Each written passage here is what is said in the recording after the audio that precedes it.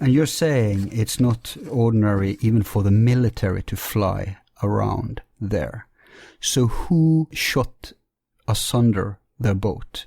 Who killed? Why were they killed? Were they witness to something they shouldn't be witness to? This is the mystery, right? Yeah. I can't say so much. I even went too far with what I said now. So, and that's because I promised that guy, right? It's not because I'm a shill or I don't want... Sure. I have that same situation. I've got a promise I made to a guy who was in Catalonia who sent me some photographs of pyramids in Antarctica that he had personally taken, and he said I can reveal who he is in the photographs when I hear of his death, and he's got someone who will let me know when that occurs. And prior to that time, it was just for my information so the two of us could discuss it. There are some things I can say in a general way as to how it occurred to him that he got these photos and what was going on. Wow. And they also it also speaks to the weirdness that is Antarctica, because this guy he was given permission to go hiking, to do an exploratory hike. It was very rare. He was with a group. They were going to go, they're climbers. This was a group of very experienced mountain climbers. When was this? I got to be real careful there because that betrays too much, okay? But let's just say that it was 80s, 90s? Correct. I was just going to say, let's just restrict it to a broad area in the late 80s and into the 90s, all right? Okay. And so he gets permission to go down with a group of people. He is in Catalonia. He's not Catalonian. We won't go into any of their nationalities or anything, but this group of people were given permission to go into the British zone because they wanted to try climbing in some mountains that the British had titular control of. And they go and they do the climb, and he said it was in their climb and they were all fitted with these very cumbersome, big, bulky things that they had to haul with them, which they were told were for their own safety and security. And these were like EPIRBs, like personal location beacons. And they were just clunky, and the guy resented having this thing slapping on his back as he's trying to climb these very icy precipitous routes. But they found two things that were really interesting to him. The routes were easy.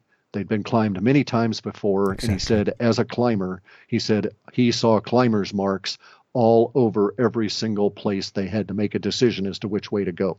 And climbers have a particular iconographic approach to leaving marks for each other and for themselves. As I turned here, in order to get back, I got to go back this way, that kind of thing. But they don't do it in language. They do it in particular marks chopped into the ice or under the rock. Here they found climbers' marks etched into rock that was under ice. And so the climbers had obviously been climbing before the ice had been taken over that area, and they actually chipped through some ice to make some marks on rocks, only to discover the rock was just filled with such marks. Wow. And then they come out of this valley, or come out of this crevasse, this pass, if you will, a naturally occurring trail, a kind of a single wide kind of a trail. And he said that as each of these individuals came out, they were staggered because there across this little plain in front of them were three giant pyramids, one of which had a entrance level or a doorway that had an arch above it. And that doorway is probably 30 or 40 meters tall and might be 20 meters wide, and is about a third of the way up the pyramid. And down below it are giant stairs that they could, when they got to that area, they could reach the top of the stairs with their ice axe. So the stairs were probably about 11 feet high, the rise on the stairs. And they were able to do some level of climbing before they were snatched out. Now, here's the deal. The interesting part of this is not what they saw, the pyramids and so forth, but the fact that as soon as it became known through these location beacons that these people had wandered off of the area they were supposed to be and had gotten up into this pass and then down into this valley, he said their beacons started going off. The little red things were flashing like mad. None of the individuals had pulled the trigger, the emergency locator thing. And he said within a half an hour to 40 minutes, there were helicopters coming in to get them.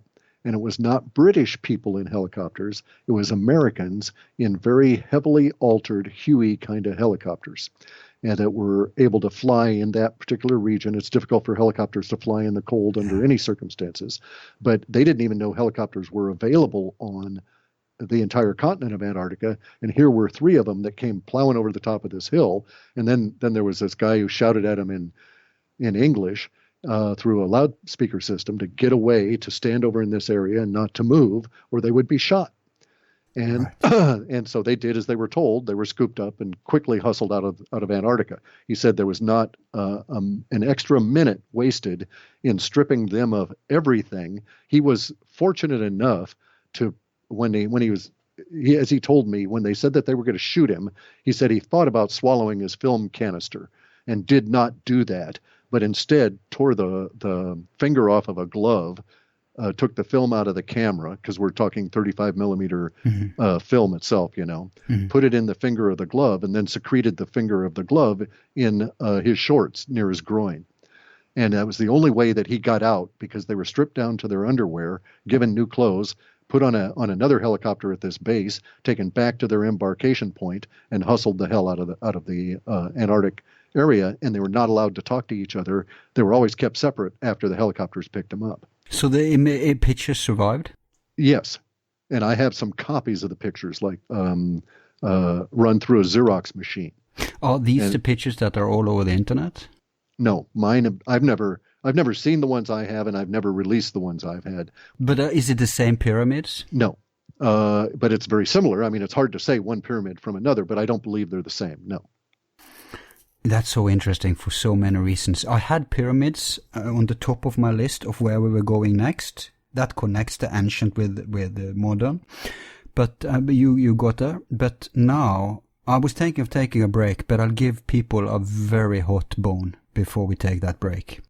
And that is, this may be the same expedition actually. Oh, geez. But anyway, there was an expedition, another Norwegian,